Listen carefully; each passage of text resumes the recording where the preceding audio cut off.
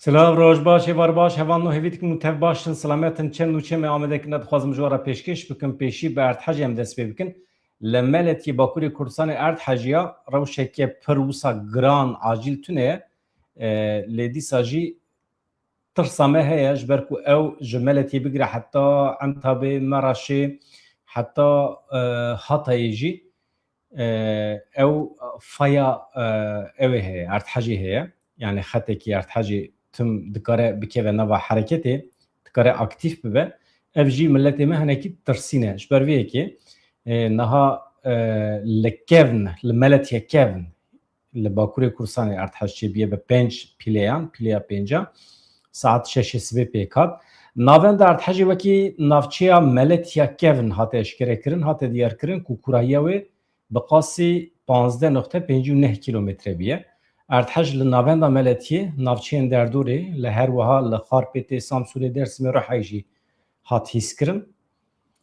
Vaya rewşekî bi vî şekliyê niha hevan berê ku ez derbasî nûçeyên di derbarê Amerîka, İranê, nûçeyên di derbarê peymanên Sûriye, Iraq yên bi Amerîkayê re bibim. Niha di derbarê İmraliyê de hem pêşketinên nû xuya dikin wisa ye bi qasî ku di medyê de derketiye.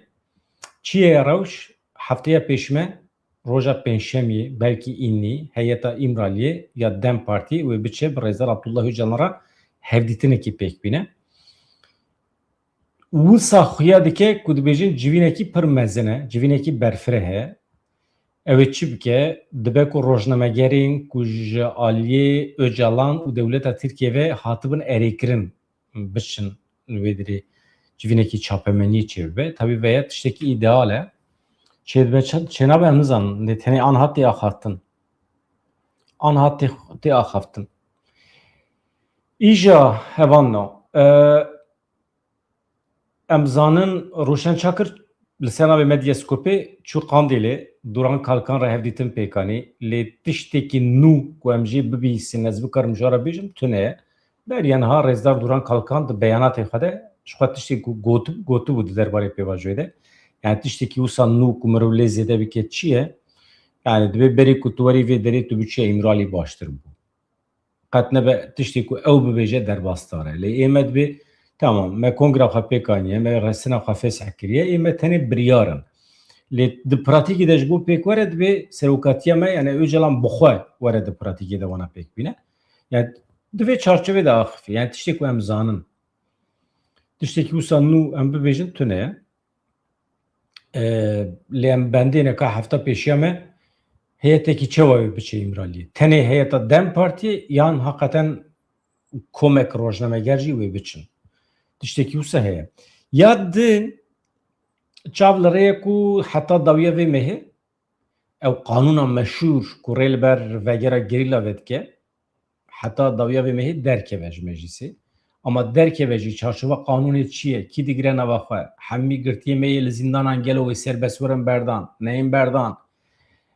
Hûn zanin Rêzdar Duran Kalkan jî, Cemîl Bayîk jî, wekî din Murat Karayılan jî hemiyan beyan kiriye ku eger qanûna ku were meclîsê her kesî negire nava xwe ji bo me mana xwe tune ye. Dernekeve baştir e. Îjem binirin ka dewleta Tirkiye wê çawa bike.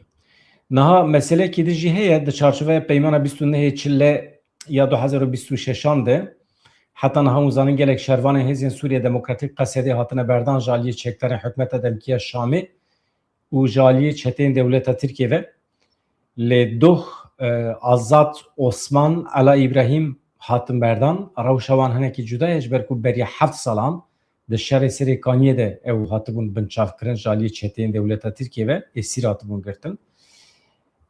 Rewşa wan hinek çawa cuda ye? Hevrîn Xelef siyasetmedara karizmatîk ya milletê Kurd tê bîra we wextê ku hat şehîd xistin bawer dikim ev her du kes pê rabûne. Azad Osman û Ela İbrahîm bi wê rabûne wextê ku pêşî lê girtin pir baweyekî bêbext ereba wî bombe kirin ev her du însanê me jî xistin bin çava. Îja dîmen hebû دیمن نشانه بدم دیمن هبا که کی بله باورت که مهوه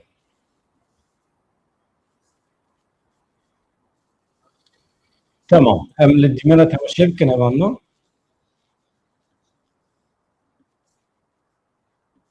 ديوارتني من براستي حبسة صايشة آكرني أم شغلي دمه سيمها منافخل كده مان ودوركني يا مسؤولي ويفصلي هذا المديد قواتهم غرفاكي شحالها أم خصنا غرفاكي ده أو غرفة سيدي وارتني من براستي ندش نكس مرباخ نكسيتي خنجمد نتشتك حمت السلمة من عندكم حياة روك حياة تنفيسات تشتك تنبو وبراسي مزحمتي جيك تحبسي الدرباسكر ليه الحمد لله وبيجم داوي يعني عم دركتن بري قوم بين دو براسي هاتا اي في السرفة سيل ساكنين هات جمارة جو وني عم قشن دماج بوني وتشتقنا قوامة نماية وني هرن جمع أهلي خوا بشتياكي بشغلي دي ساعتا هاتنا أمبرن راعي وعلي بابي واناك أمبرن حلبي والويدا ما تسليمي هفالا كرن ومهات أما هفال دي ويعني مهات النابة أهلي خوا خير والسلامات الحمد لله ودخازي يعني أستخازن إنه چه سيري هي حمك بخير وسلامة دركبن أوجي بين ناب أهلي خوا وكما جبرقو زحمتية مديتن أمزان بيشلون حبسي واناكي وإن شاء الله قش بقر ناب أهلي خوا وقوم بقريان ناب أهلي خوا يعني حياة وتحبسيدا من براستي يعني وقو أمجي تحبسيدا وسلاوي مقلق شغالار هي وأهلي خورا وحمام اللترة وشيكي جبوع مكار كري سلاوي مقش روش وصاية هبانو نها شخوا ve her insan me beri had salan hatibun girtin ve hatına berdan tamam ser xeyre be em hevidikin hammi insan me warın berdan em bi dominin hevanlı anaha İran ile kuvveti xist du baregihin Ameriki bun hedef zema zubzun çejwara bixunim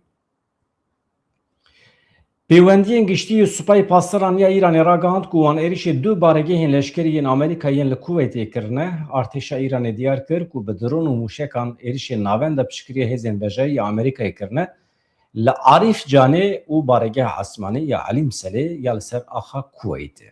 Supayê passeraniya Îranê şiyariyeke tund da wan welatên cîran ên ku Amerîkayê dihewînin. Dibêje ew welatên ku axa xwe ji bo êrişa li ser Îranê dane dest pê kirin û bikartînin di rêya Amerîkayê de pêwîst e amêdekarî bigirin ji bo bersivekî wek hev. Yani li hember Îranê çi êriş werin kirin em jî wekî Îran em ê bi eynî away êriş bikin. Ev welatê me cîran ku Amerîkayê dihewînin divê amade bin ji her tiştî re. Supayê passeraniya Îranê got ku Amerîkayê di nîvê danûstandinan de carekî din şerê li dijî Îranê daye dest pê kirin û îdia kir ku Amerîka berê xwe daye lêdana binesaziyên sivîl yên wekî nexweşxane, pire, hêla hesînî, balafirgeh navendên pêwendiyan.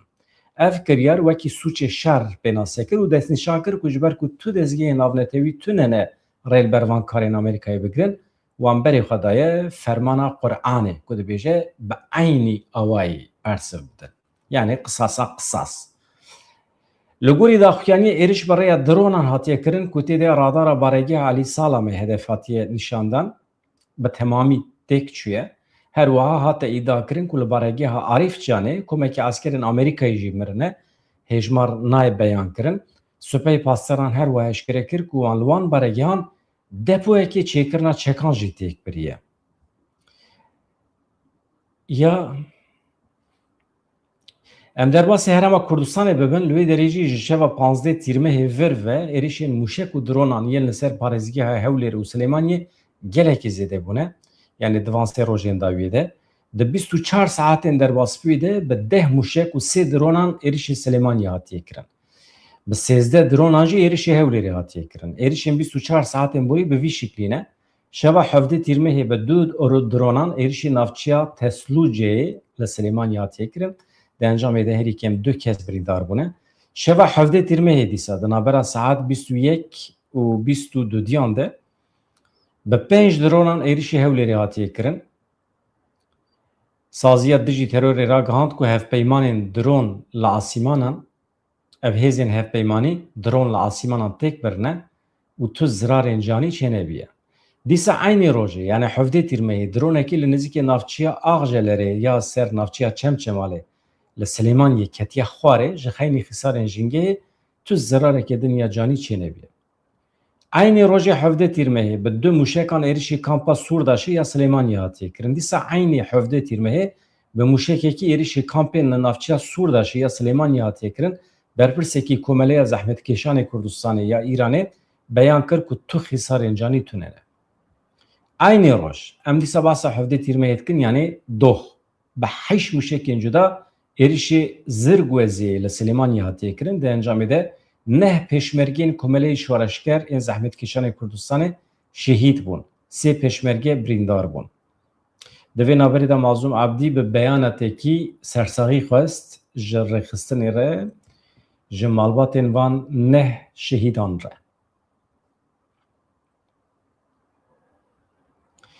Berbanka 17 tîrmehê bi 8 dronan êrişî Hewlêrê hatiye kirin. Saziya diş terorê ragihand ku dron ji aliyê pergala parastinê ya hevpeymanan ve hatiye têk birin û tu xîsar nedane. Êrişên vê mehê çawane hevanno ji destpêka vê mehê ve bi 40 dron û mûşekan êrişî Herêma Kurdistanê hatiye kirin.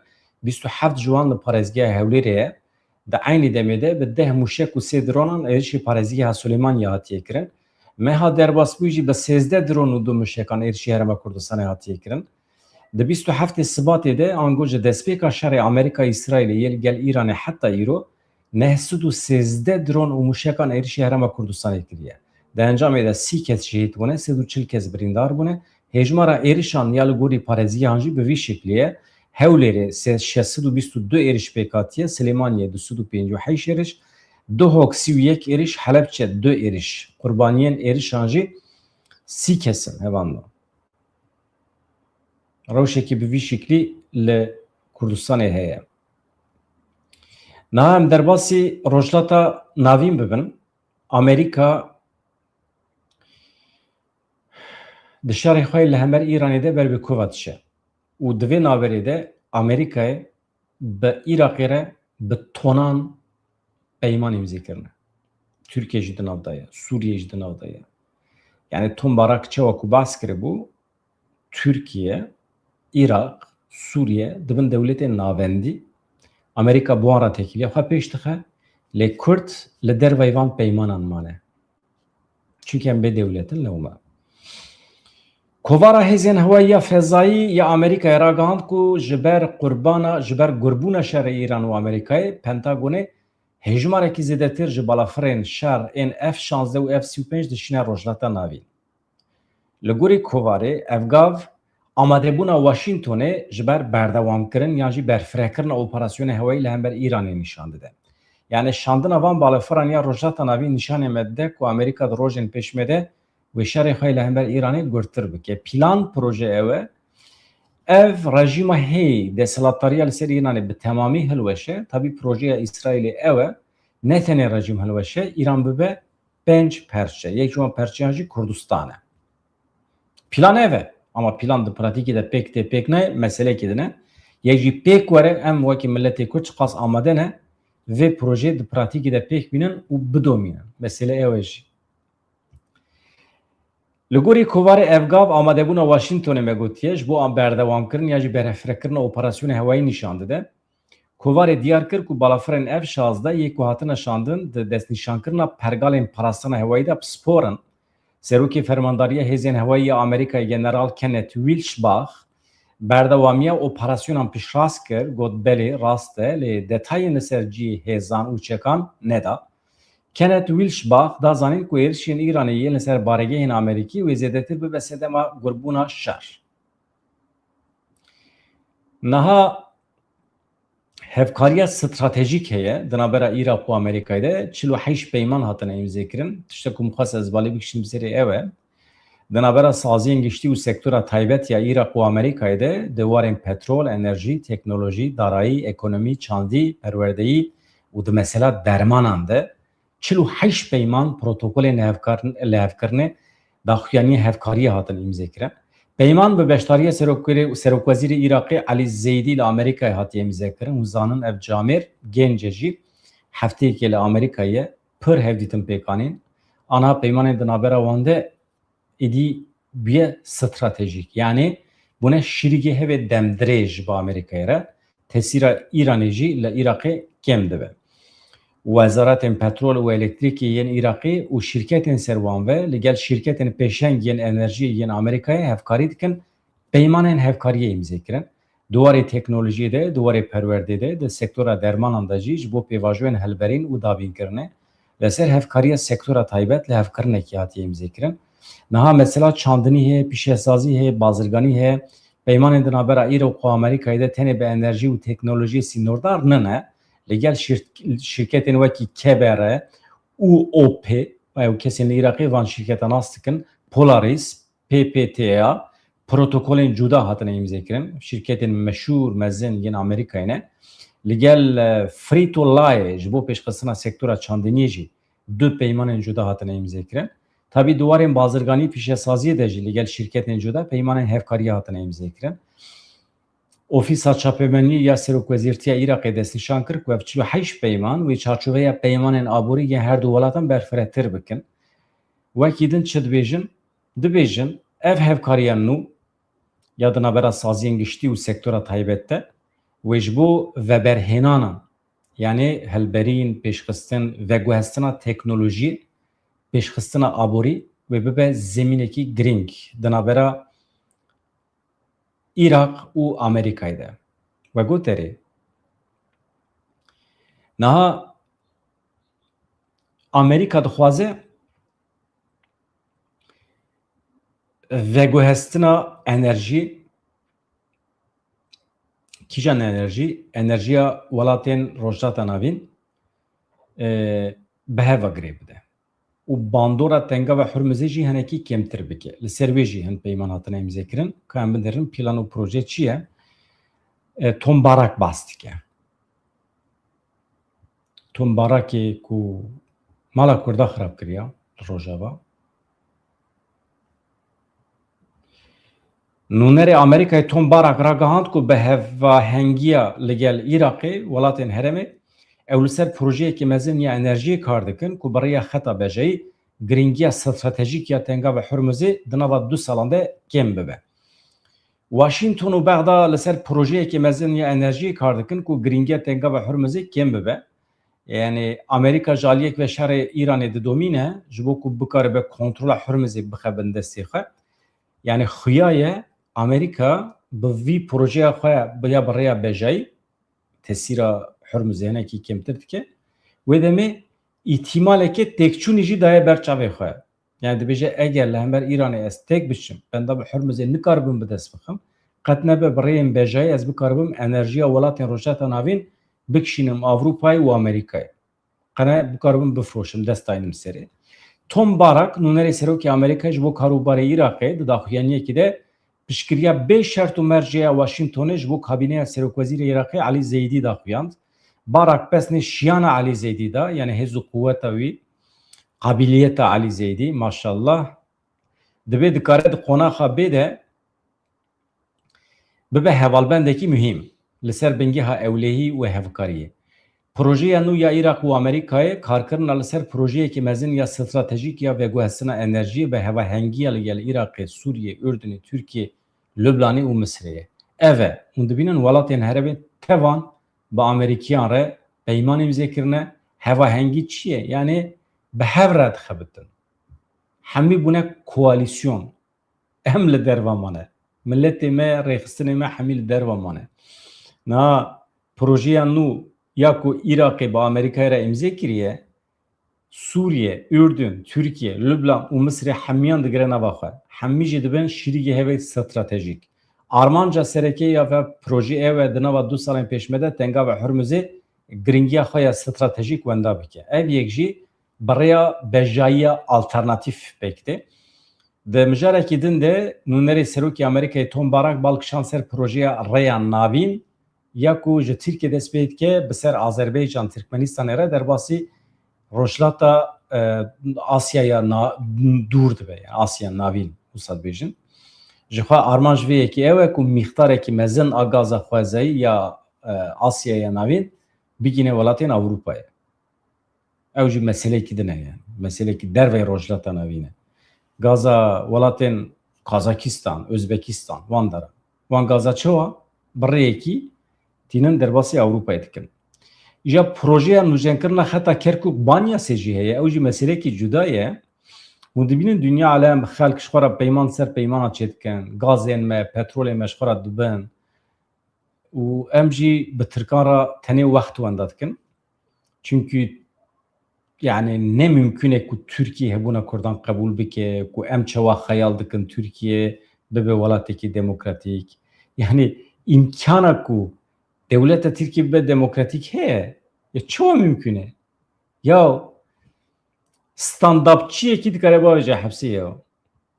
Ya deniz ji xwe re heneka dike ya. Merîk dibe ke ku ez heneka dikim, dîsa jî davêje hepsê. Tu nikarî heneka jî bikî. Tu nikarî tut tiştekî bikî. Tu daxivî te davê hepsê. Tu şaredarî te davêje hepsê. Tu çi bikî te davêje hepsê. Kêfa îştera nayê te davêje hepsê. İşa her ku hêviya me zêde dibe ji bo demokratîkbûna Türkiye, Türkiye ew qas xirab diçe. û Ewropa jî dengê xwe nake. NATO dengê xwe nake. Binêrin civîn çêbû ne civîna NATOyê li Enqereyê çêbû. Yani birrekî birrekî serokên dünyayê hatin Enqereyê bûn mîvan ne du sê roja. Di nava wan du sê rojên civînê de li Tirkiye bi sedan însan hatin binçavkirin, girtin, îşkence li wan hate kirin û şaredarê bajarekî mezin ê Stenbolê İmamoğlu îfadî wî hate girtin ya mehkema wî hebû. Tu serokekî derneket negot ya Tayyip em li welatê dene ya qet nebe wextê ku em li virane wan kara nekelo. Na. Gişt bêdengin. Yekî ji wan behsa Selaheddîn Demirtaş nekiriye. Xema wan nene ye. Kurd hene, tunene, hepsê dane, girtîne, ne xema wan e. Dibe em navka xwe bi xwe bibirin. Çare tune. Em pişta xwe ancak bi destê xwe dikarin bixwînin. Çare tune. Çare tune. Baweriya xwe bi kesekî neynim. Binêre Amerîkîn ku me re nava hevkariya eskerî de bûn 10 salan li Rojava. Anha bi çeteyan re ji xwe re peyman îmzê dike. Çûn li Iraqê ji xwe re gencekî derxistin. Bi navê Zeyî de çi ye? Ji xwe re gencekî derxistin. Jê re gotin em te dikin serokvezîr. Kesek wî nas nake ji xwe re gencekî anîne. Ji mektebê girtin anîne ya. Çentî wî mektebê li pişta wî bû danîn. Anîn kirin serokvezîr. Herkesî destek daye. Ji xwe re bir Amerîkayê bi destî wî her tiştî dê îmzê kirin xilas. Yani anha Irak bi temamî ket kontrola Amerîkayê. Çû yani azadî, serxwebûn, her tiş çû yani hemî bu. Ya vê derê de mesele ne bila herin. Mesele ne ew e? Mesele em çi dibin. Em çi dibin. Me hemî peymanê bu wan re red kirine. Tamam, nizanim yani belkî ji baş e. Lê van însanan tercih kir ku bi dewletan re protokol çê bikin. Hevan em bidomînin. Tamam. Ew qas bes e. Projeyên nûjenkirina xeta Kerkûk Banyasê me gotibûne. Dibin çavdêriya Amerîkayê de Iraq û Sûriye li Washingtonê ji bo nûjenkirina boriya petrolê ya Kerkûk Banyasê peymanekî imzê kirin. Çavdareye ku şîrketa Chevron ya Amerîkayê projeyê bi cih bîne. Boriya Kerkûk Banyasê 800 kilometre dirêj e. Berê ku ji xizmetê derkeve rojane derdora 300 heta 700 bermîl petrol jê dihate derxistin. Lêbelê ev çend salin borî xirab ye. Petrola Iraqê carekî din dûr re wê derbas bibe eger were temîr kirin. Yani borî xirab bibû. Ana eger temîr bibe kengê temîr dibe, çawa temîr dibe ji were bêjim çi qas perelê tere agahiyan bidim we. Ev boriya petrolê ku em mas dikin Kerkûk Banyas di sala 1952 de hatiye çêkirin. Destpêkê di rojê de 300,000 bermîl jê derdiket. Yani têra derbas dibû. Lê ji sala 2023 vir ve حناردکرنا پترولیا بریا وی بوریه سکینیه ای بیا 2003 نه 23 ساله سکینیه çavlırıya ku projeye nujen kirna xeta Kerkuk banyası hatta 3 salan bidome. Yani 3 saledin kare vebe çıkas mesrefledi be 5 hatta 10 milyar dolar mesrefledi be. Edi hunzana. Edi let keveli na keven zana. Herditine Serok Veziri Irak'ı Ali Fellih Zeydi ev gencek bun baskır nuzanam valla çavimi da mina zaruka xuyat ki. Tışnabe. Tışnabe. Ez Serokvezirên genç ciwan tercih dikim. Hatta tiştekî radikaltir bibêjim. Hûn fikrim zanim. İnsanê ku heftê salê xwe tijî kiribe di siyaseta aktif de heqî tune cih bigire. Wekê şêwirmend dikare. Ji bo rê nîşanê genca bide, ji bo bibe şêwirmend. Yani Serokvezirên heqîqî ji bo ku jê istifade bikin ji tecrübe wî dibe. Ama bu aktif de siyasete de cih bigire ne rast e. Jiber ku diwan hatta hafte saliya xwe çi kiriye xwedê ji wan razî be bi gunehê wan û bi xêrê wan. Divê ciyê xwe ji gencan re bigirin jiber ku cîhan hayat jiyan yê gencan e ya gencan e. Ew divê ji bo wî Alî Zeydî ez tercih dikim yani çima insanekî ihtiyar were genca birêve bibe. Çima qedera genca destî ihtiyara de be. Ne rast e. Ne rast e. Ya hûn çi fikrin binivîsînin, ji kerema xwe re binivîsînin. Yani Alî Zeydî li Washingtonê civînan pêk tîne. Encamên civînê wî hêdî derdikevin holê. Şîrketa interneta satelîtê heye Starlink. Ji bo karkirina li Iraqê lîsansa fermî wergirtiye. Ji bo nûjenkirina jêrxana teknolojiyê Iraqî gavekê dîrokî hatiye avêtin. Starlink şîrketeke girêdayî şîrketa veguhestina fezayî ye yani SpaceX xwedî wî kî ye? Mirovê herî dewlemendê cîhanê Elon Musk e. Ew ê ku füzeya dişîne ser hîvê ya. Ew e. Yani bifikirin insanekî Elon Musk derdora 6 salî heye ne? Dostê Trump bû ez bar dikim nabera wan xirab bû. Mirovê herî dewlemend ê cîhanê ew xwesa pereş ku derê aniye nizanim çawa peyda kiriye. Ama bu xwe çêkiriye ew xwesa pereş ama hejmera perê xwe jî nizane. Fakat nasî wî çi dibêjin? Mesela dibêjin ew xwesa pir zengîn e. Cî ku ew li dijî stûdyoyekî ye. Yani tenê odeyekî ye, tuwalet û banyoya wî heye. Ew xwas. Tiştê dixwe jî mîna me dixwe. Tiştê li xwe dike jî tenê tîşörtekî ye. Ama şev roj dixebite. Bi milyonan xebatkarî wî hene. Bi milyonan. Hejmara perê xwe nizane. Perî wî ku da dişine. Yani ji dewletan dewlemendtir e. Çawa çê dike nizanim. Ji xwe me zanibî em jî dibûn. Na ya ême îcab nake. Ême îcab nake. Ême ji xwe îspat bîye hevanno. İspat bîye divê dünyayê de li her derê dünyayê welatê herî dewlemend jî 80,000 dolar eger dihata te hebe qezanca te salane tu lüks dijî. Ji wî zêdetir îcab nake. Yani insanekî ji bo bikaribe pir xweş bijî jê re 80,000 dolar lazım e. Salane dibêjim ha. Ji wî zêdetir êdî dikeve lüksî. Zêde ye yani. Tabii armanc ew e pereyê zêde mirov di nava feqîran de par vebike. Hakikaten vê dünyayê de du tişt hene pir tesîr li me dikin. Du tişt. Yek feqîrî mirov bêçare dimîne. Mirov rezîl û risva dibe. Dewlet mecbûr e her hemalatiyê xwe têr bike. Dewleta ku hemalatiyekî xwe feqîr hîşt rêvebirî wî divê îstîfa bike. Çünkü feqîrî bêrûmetiyekî pir mezin e. Mirov bêrûmet dibe. Pir zor e. Ya tune ya. Ya keça te ji te tiştek dixwaze tu nikarî bidê. Tu nikarî daxwaza keşkê binî cî. Peki çi dibe? Ber bi ku derê ve diçe yani. تو همالاتی دولت کی بی او دولت مجبوره خودی تدرکه مجبوره çünkü تو همالاتی بی یک ev فقیری یادنجی سیوی بون مرو سیوی به یعنی مرو هتیم به مرو بده به acayip زوره hele van roja me hin çîrok xwendine çîrokên rastîn ê jiyanê merov be zehmet e ma her du tiştên ku pir nizanim zehmet ne zehmet ama her du tiştê ku bandor li min dikin tesîr li min dikin ew e belkî hûn nebmirane belkî tiştê din tesîr li we dikin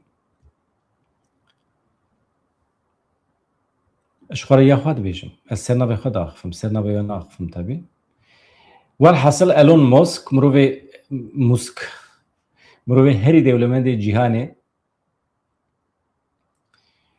ji bo ku li Iraqê bi rêya satelîtê xizmeta înternetê ya bilêz pêşkêş bike destûrên yasayî wergirtiye ew ê were Iraqê bixebite ji vir û pêve êdî li Qandîlê li Başûrê Kurdistanê înternet serbest e êdî em dikarin biaxivin hevan em bidomînin artêşa Tirk veya nûçekî pir giring e û rojê jî min qismekî ji vê ji we re pêşkêş kiribû artêşa Tirk ne tenê 400 gundên Başûrê Kurdistanê dagir kiriye artêşa Tirk temamê Bakurê Kurdistanê û qismekî Rojavayê Kurdistanê dagir kiriye dewleta Tirkî dagirker e vira da şik û şüphe tune ye lê ez behsê wê nakim dewleta Tirkiyê li Başûrê Kurdistanê hebûna gerîlla kir bahane hincet ket wê derê 400 gundên Amediye Duhok Luandera hemî davala kirin zulmekî mezin li gundiyan kir gundî çûne anha rê nade ku gundî cardin vegerin gundê xwe ev ne tenê dagirkerî ye ev rewşa awerte ye yani sıxı yönetimî îlan kiriye li wan dera mîna darbeyekî ye gundî nikarin biçin gundê xwe nikarin zeviyê xwe bajon ê em weke civak weke millet em fêr bûne pez û heywan xwedî bikin em fêr bûne îdara xwe bi zeviyê xwe bikin bi çandiniyê bikin dar û berê me tune bin fêkiyê me tune bin bostanê me tune bin zeviyê me tune bin em mirîne dewleta Tirkiye hemî ev ji me girtine destanîne serê û ser da jî darê me fêkiyan yê dehan salan dibirin dibin dişewitîne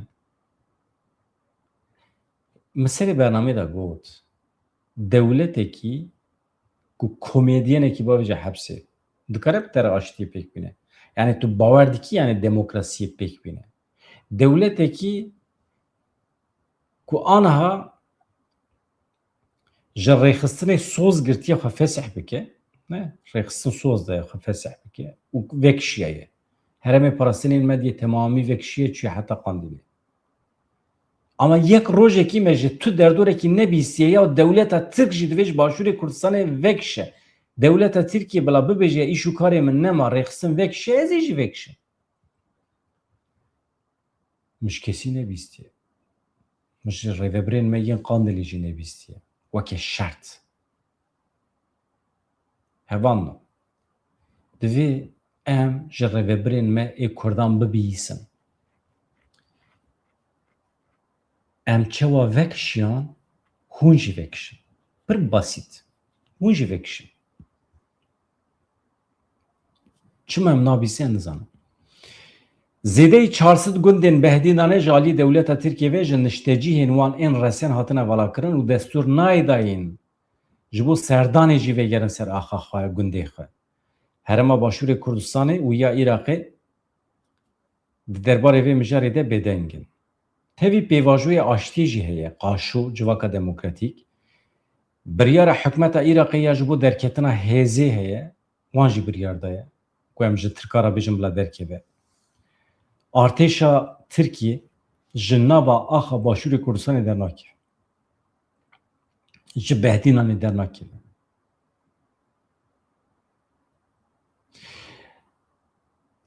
dewleta Iraqê çawa biryar girtibû hemî hêzên biyanî dewleta Tirkiye jî di nav de ji nava axa Iraqê derkeve xilas ama derneketine Nişteciyên van gundan ku jalî dewleta Tirkiye ve hatine koşberkirin rehne li bêdengiya desthilatên Herêma Kurdistanê û Iraqê digirin. Dibêjin ew wêrankariya ku li herêmê tê dîtin îşaretê wê yekê ku tune niyeta dewleta Tirkiye tune pirsgirêkan birayên siyasî çareser bike.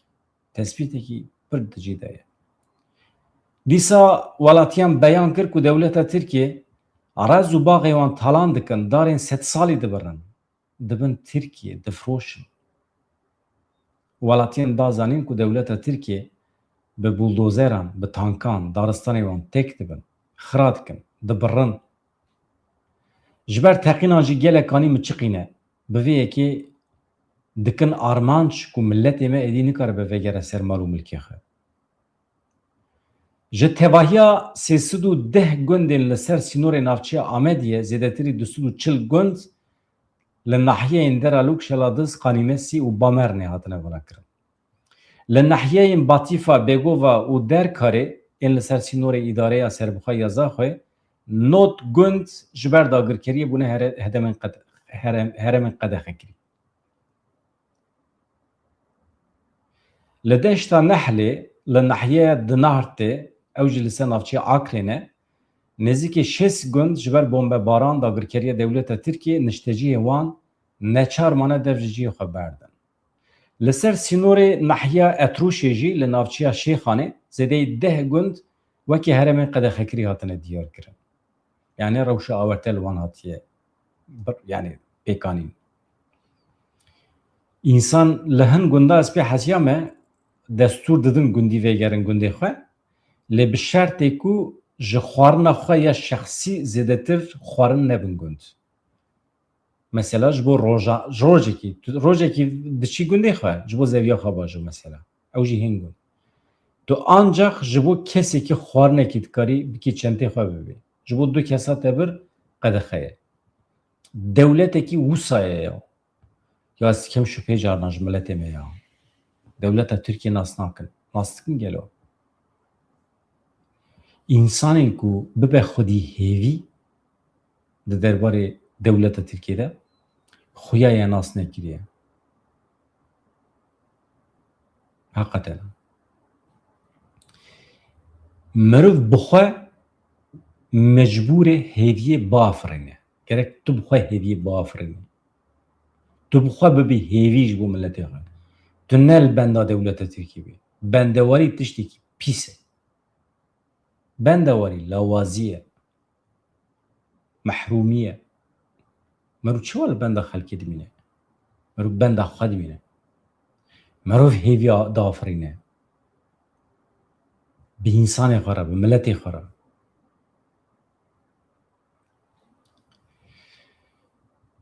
Me gotibû çi li ser sînorê nahiye Etrûşê li navçeya Şêxanê zêdeyî 10 gund wekî herêmên qedexekirî hatine îlan kirin. Ev hejmar ne tenê amareke asayî ye lê agahiya dagirkeriyeke sîstematîk û tirsnak li nava kurahiya xaka Başûrê Kurdistanê heye. Ev gundên li Başûrê Kurdistanê ku di zemanê xwe de stûna aborî bûn, stûna ekonomî bûn, stûna xwarin û berhemên bajaran bûn, parazvanên çem û rûbaran çiya û herêmê bûn, îro bûne baregehên askerî yên dewleta Tirkiye. Bûne mîna zindanên servekirî ji bo milletê herêmê. Hakikaten. Rewşekî ecêb e. Hevanno ez dixwazim ji we re spas bikim ji bo eleqa we. Ji bo hebûna we. Emîn Kutlar gelek spas dikim ji te re ya. Xwe nexe zehmetî ye. Mala te ava. Mîna ku te qehweyekî pêşkêşî me kiribe her hêvî. Yani her insanê ku vê derê de alîkarî dide me alîkarî aborî wer hesab kin ku ez mîna ku min qehweyekî we vexwaribe ez wisa qebûl dikim. Gelek spas dikim her evin. Dostaniya me çêdibe. Ez ê mesajê we paşê bixwînim. Bi xatirê we silav rêz hevanno.